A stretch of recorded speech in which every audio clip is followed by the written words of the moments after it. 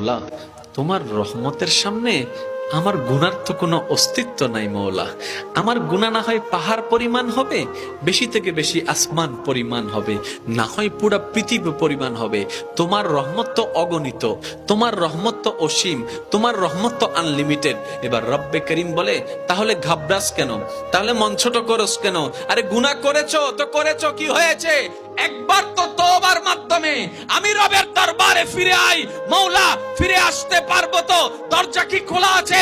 রব্বে করিম বলে, মরণের আগ পর্যন্ত, কিয়ামতের আগ পর্যন্ত, সূর্য পশ্চিম আকাশে ওঠার আগ পর্যন্ত দরজা খোলা আছে, দরজা খোলা আছে, দরজা খোলা আছে।